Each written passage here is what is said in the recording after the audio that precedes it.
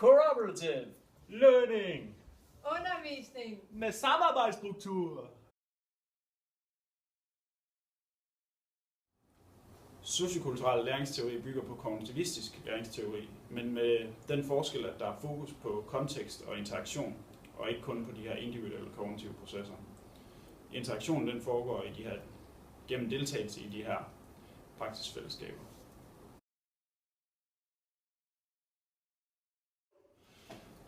Der er 6 centrale aspekter inden for sociokulturel læringsteori.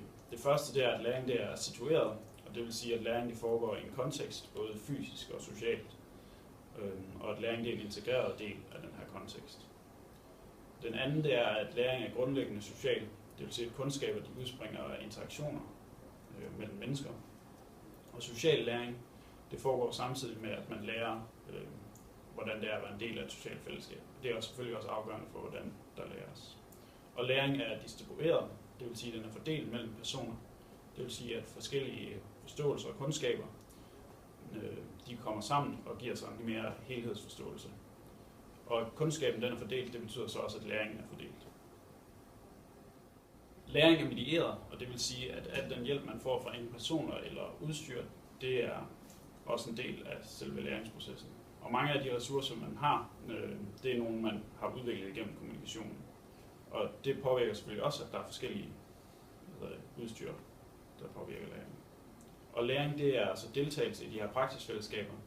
Og det er mere specifikt, at læring det er læring igennem handling. Og sproget det er centralt i læringsprocesser. Det er et grundvilkår for de her læringsprocesser. Og der foregår både en indre og en ydre samtale, hvor den ydre samtale det er gennem interaktion og kommunikation med omverdenen, og hvor den indre samtale det er de her kognitive processer inden i individet. Strukturen i CL den er indholdsfri, det vil sige, at man behøver ikke at have noget specifikt indhold, man kan bare lægge det ind i den her struktur. Og det hjælper så til at være sådan et stillads for den her læringsproces, og danner så en ramme om læringsprocessen. Og det sikrer samtidig, at alle eleverne er med i aktiviteten gennem den opbygning, som CL har. Kommunikation i CL den er også meget væsentlig, fordi at kommunikation og kontakt det er basale behov, og så er det at blive bekræftet. Og det kan man så også se ud fra behovspyramiden, hvor at man kan se, at det her social kontakt det er et væsentligt behov. Og CL det understøtter så den her kontakt, at man hele tiden får feedback og har kommunikation med andre. Det motiverende i CL, det er, at det er motiverende at være på, og man bliver følelsesmæssigt engageret i det her fællesskab. Og det, at man laver det her følelsesmæssige arbejde, det stimulerer både hukommelsen og selve læringsprocessen. Og så er det så også en ydre motivation, som man ligesom bliver påtvunget igennem den her struktur, at man bliver presset ud i det her følelsesmæssige arbejde.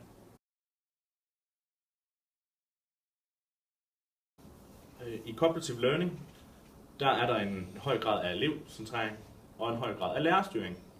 Og med lærerstyring, der må man så ikke gå hen og tro, at det er lærercentrering. For det, der er meningen med lærerstyring, det er netop, at eleverne skal gøres uafhængige af læreren, sådan så at de fungerer som samarbejdspartnere, i stedet for at hele tiden at gå hen og spørge læreren. Og det er så også det, der er med til at gøre det til en demokratisk proces. Samtidig så er cooperative learning både fællesskabsorienteret og individorienteret. Individorienteret, fordi man hele tiden bliver set og hørt af de andre, og fællesskabsorienteret, fordi læring foregår som del af en social proces, hvor de indbyrdes bånd styrkes, og ens samarbejdsevne forbedres. Og det er altså nogle af de grunde til, hvorfor cooperative learning bliver betragtet som en demokratisk proces.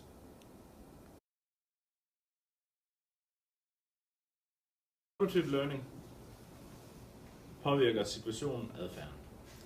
Kagan ser nærmere på 3 forskellige klasseværelser, hvor det første det er klasseundervisning.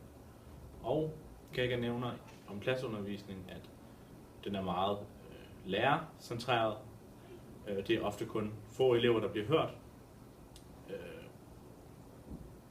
og der er risiko for, at der er nogle af de svage elever, der holder sig tilbage af frygt for at blive gjort til grin på klassen. Og ligeledes så vil der tit opstå kø i forhold til at få hjælp ved læreren, hvis man sidder og laver individuelt arbejde.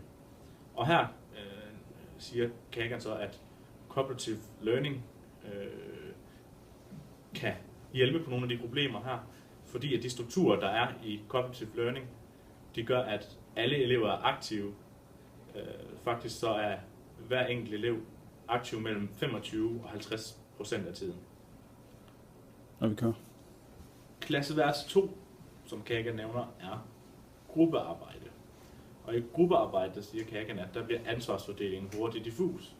Der er måske en, der tager for meget styring, der er nogen, der holder sig for meget tilbage, og der kan ligesom ligeledes være risiko for nogle negative sociale mekanismer, der betyder, at der kan opstå konflikter, der er en skæv arbejdsfordeling, lavt læringsudbytte og en del spildtid.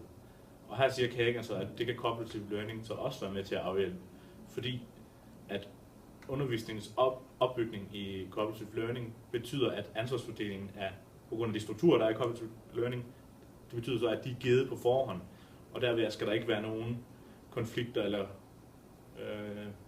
eller andet om, hvad der skal ske.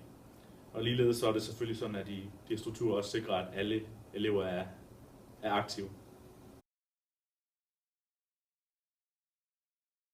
Fysiske miljø spiller også en vigtig rolle i cooperative learning. Møbleringen af klasselokalet er meget vigtig, og ligeledes elevernes placering i forhold til hinanden. Og det vigtigste i en cooperative learning situation er, at klasserummet afspejler og viser, at det er samarbejde, der er i højsædet. Ja, i CL der har vi det her begreb, der hedder spilprincipperne, som bygger på de her 4 principper, som vi har nævnt her. Og de her 4 principper, de sikrer, at flest muligt de er aktive samtidig, at eleverne de arbejder sammen, og at de hver især tager ansvar, og at de bidrager lige meget til arbejdet. Med samtidig interaktion, der forstås der, at alle i teams de er aktive samtidig, så alle klassens elever og i de individuelle teams de er i gang hele tiden. Med positiv indbyrdes afhængighed, der forstås der det, at i et team, der har du gavn af, at en af de andre i dit team, de har en viden, som du måske ikke har, så man har gavn af hinanden i de her teams. Og med individuel ansvarlighed, der forstås der, at du selv er ansvarlig for at få præsenteret noget af den viden, du har. Altså du er selv ansvarlig over for dit team at få præsenteret det her, du ved. Det er din egen individuelle ansvarlighed. Og med lige deltagelse, der forstås der, at alle er aktive samtidig, og de bidrager lige meget til den her læreproces, de er i gang i.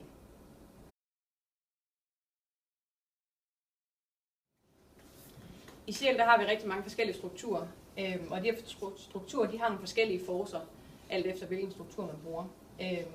Og dermed så har man så opbygget de her 6 læreprocesdomæner, som beskriver, hvilke læringsudbytte du får ved de forskellige strukturer. Så det er egentlig et overblik over, hvilket læringsudbytte og hvilken læring, der sker ved eleverne ved de forskellige strukturer.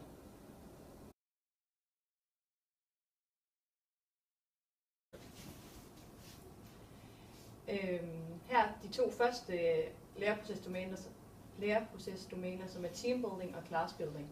I teambuilding der opbygger man elevernes samarbejdsfærdigheder, og eleverne man styrker elevernes følelse af at være en del af et team, altså deres tilhørsforhold til det her team, som de er i.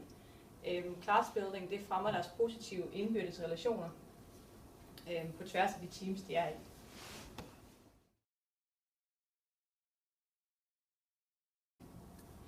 De næste 2 læreprocesdomæner, det er viden og færdigheder og tænkefærdigheder.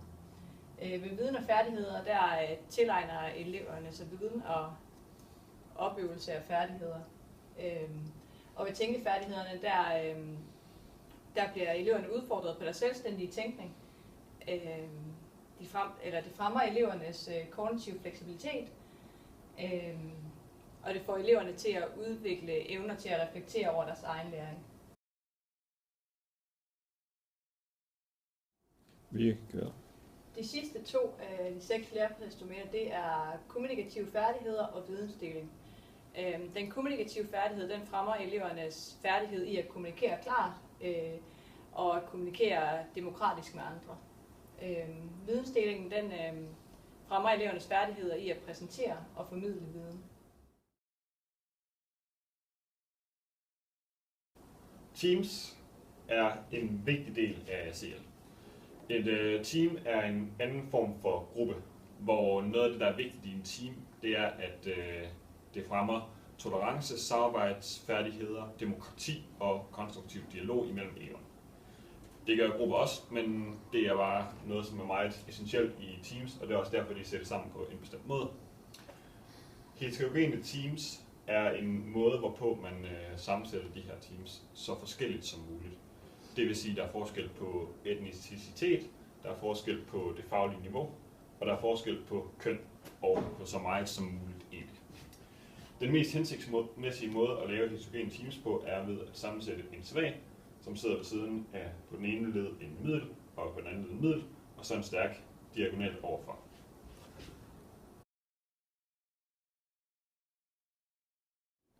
Lærerens rolle i CL er ikke så meget en lærerrolle, som i klassisk forstand står og formidler en masse fagligt stof, men derimod en guide. Guiden, som jeg vil vælge at kalde det, er en, der går rundt imellem eleverne efter at have startet strukturerne. Det er en person, som skal starte ud med at sige, vi gør sådan her i dag, sætter eleverne i gang, og efterfølgende så skal eleverne rent faktisk selv stå for det hele. Når guiden går rundt imellem eleverne, vil vedkommende rent faktisk også høre alt omkring, hvad eleverne kan og hvad eleverne lærer. Det er vigtigt at have klare og tydelige rammer, så når det er sådan, at man starter timen ud, så skal man vide præcis, hvad det er, man skal i gang med, og hvordan strukturen skal være. Man behøver ikke nødvendigvis at holde sig til et præcist minuttal, men det er vigtigt, at alle er nogenlunde på samme sted på samme tidspunkt. Et tiltag, man kan gøre, er 3 før mig-princippet, hvor der bliver nødt til at være en hel gruppe, der skal være i tvivl om noget, eller et helt team, der er i tvivl om noget, før at eleverne kan få hjælp. Det vil sige, at hvis der er en, der sidder med hånden op, så skal de 3 andre også sidde med hånden op, før der kommer hjælp hen til det team.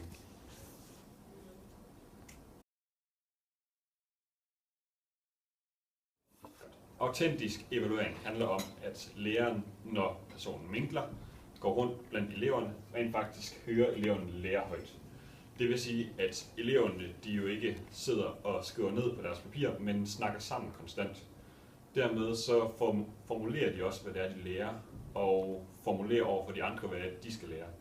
Det vil sige, at eleverne faktisk konstant er i gang med en proces, hvor de forklarer læreren, som render rundt omkring dem, hvad det er, de har lært, og hvad det er, de er nået til. Konstruktiv larm. Det virker umiddelbart som noget andet noget, men det er rent faktisk godt. Det, der er med konstruktiv larm her i CL-strukturen, det er, at det virker tryghedsskabende, i og med, at det, at der er en masse summen omkring en, det gør, at man kommer til at være mere tryg, og dermed får mere lyst til selv at sige noget. Det kan være meget overvældende i starten, da det er meget voldsom larm, da alle i hele lokalet snakker på en gang. Men på længere sigt, så lærer eleverne at vende sig til det her, og de kommer til at være mere trygge i situationen. Alternativer, man kan bruge for at få støjniveauet lidt ned, er stillesignalet og lange akkordstemmer.